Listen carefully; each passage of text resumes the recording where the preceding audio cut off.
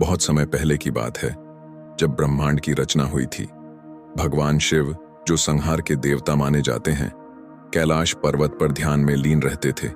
वे वैरागी थे, संसार की मोह माया से दूर, केवल अपने साधना और तप में लीन। लेकिन विधि का विधान कुछ और ही था। सृष्टि की रचना में शिव का विवाह आवश्यक था, क्योंकि उनके बिना सृष्टि का संतुलन नहीं बन सकता था। उधर दक्ष प्रजापति की पुत्री सती शिव की परम भक्त थीं। उन्होंने बाल्यकाल से ही भगवान शिव को ही अपना पति मान लिया था। वे सदैव शिव की आराधना में मग्न रहतीं और अपने पिता के राजमहल में रहते हुए भी सादगी का जीवन व्यतीत करतीं। जब विवाह योग्य आयु हुई तो दक्ष प्रजापति ने सती के विवाह के लिए अनेक राजकुमारों और देवताओं के नाम सुझाए, लेकिन सती ने स्पष्ट कह दिया कि वे केवल महादेव को ही अपना पति चुनेंगी। अपने संकल्प को पूरा करने के लिए सती ने घोर तपस्या आरंभ कर दी। उन्होंने कठोर उपवास किया, हिमालय की बर्फीली गुफाओं में ध्यान लगाया और केवल पत्तों तथा जल के सहारे रहने लगीं। उनकी तपस्या इतनी कठिन थी कि देवता भी आश्चर्यचकित रह गए। अंततः भगवान शिव प्रकट हुए और सती की भक्ति एवं प्रेम को स्वीकार कर लिया। सती और शिव का विवाह संपन्न हुआ, लेकिन यह विवाह दक्ष प्रजापति को स्वीकार नहीं था। वे शिव को तपस्वी, अघोरी और समाज के नियमों से परे मानते थे। उन्हें यह विवाह अनुचित लगा। हालांकि ब्रह्मा और विष्णु ने उन्हें समझाने की बहुत कोशिश की, परंतु उनके मन में शिव के प्रति कटुता बनी रही। कुछ समय बाद दक्ष ने एक भव्य यज्ञ का आयोजन किया और सभी देवताओं को आमंत्रित किया, लेकिन भगवान शिव को नहीं बुलाया। सती को जब इस बात का पता चला तो वे अत्यंत व्यथित हुईं। उन्होंने सोचा कि अपने पिता से इस विषय पर बात करनी चाहिए और वे यज्ञ स्थल पर पहुंच गईं। वहां जाकर उन्होंने देखा कि उनके पिता शिव का अपमान कर रहे थे। वे इस अपमान को सहन न कर सकीं और क्रोध एवं पीड़ा से भरकर उन्होंने स्वयं को योगाग्नि में भस्म कर लिया। जब यह समाचार भगवान शिव को मिला तो वे अत्यंत क्रोधित हो गए।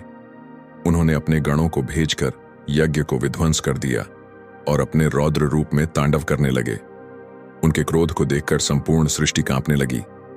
अंततः विष्णु और ब्रह्मा के हस्तक्षेप से उनका क्रोध शांत हुआ। सती के बिना शिव फिर से वैरागी हो गए। वे कैलाश पर्वत पर लौट गए और ध्यान में लीन हो गए। इधर सती ने हिमालय राज के घर पार्वती के रूप में पुनर्जन्म लिया। वे भी बचपन से ही भगवान शिव की भक्त थीं और पिछले जन्म की भांति ही उन्हें अपना पति मानती थीं।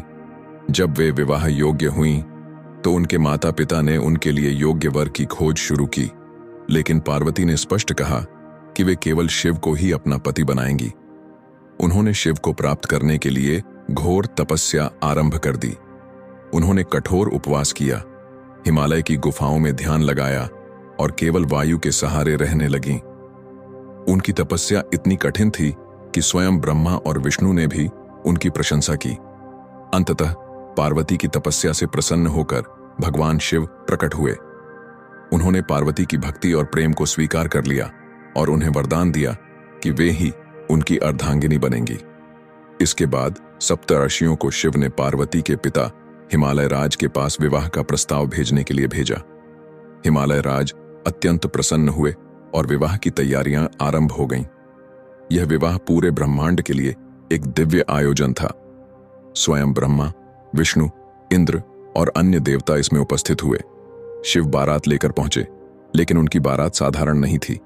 उनके साथ भूत प्रेत, गण, योगी, सिद्ध और विभिन्न विचित्र जीव थे। उनका रूप भी अनोखा था। अंगों पर भस्म लगी थी, गले में नाग थे और जटाओं में गंगा प्रवाहित हो रही थी। पार्वती की माता यह देखकर चिंतित हो गईं कि क्या उनकी पुत्री ऐसे व्यक्ति के साथ सुखी रह पाएगी। उन्होंने पार्वती को समझाने की कोशिश की, लेकिन पार्वती ने कहा कि यही उनका निश्चय है और वे भगवान शिव को अपने पति के रूप में स्वीकार करती हैं। अंततः विधिवत मंत्रोच्चारण के साथ शिव और पार्वती का विवाह संपन्न हुआ। यह विवाह केवल एक पति पत्नी का मिलन नहीं था, बल्कि प्रकृति और परमात्मा का संगम था। यह दिव्य विवाह महाशिवरात्रि के दिन संपन्न हुआ और तभी से इस दिन को अत्यंत शुभ माना जाता है। इस दिन शिव और पार्वती की पूजा की जाती है, क्योंकि यह दिन शिव के गृहस्थ जीवन के आरंभ का प्रतीक है। भगवान शिव और माता पार्वती का यह विवाह संपूर्ण संसार के लिए प्रेम, भक्ति और तपस्या की शक्ति का उदाहरण है। यह दर्शाता है कि सच्चे प्रेम और समर्पण से कोई भी लक्ष्य प्राप्त किया जा सकता है।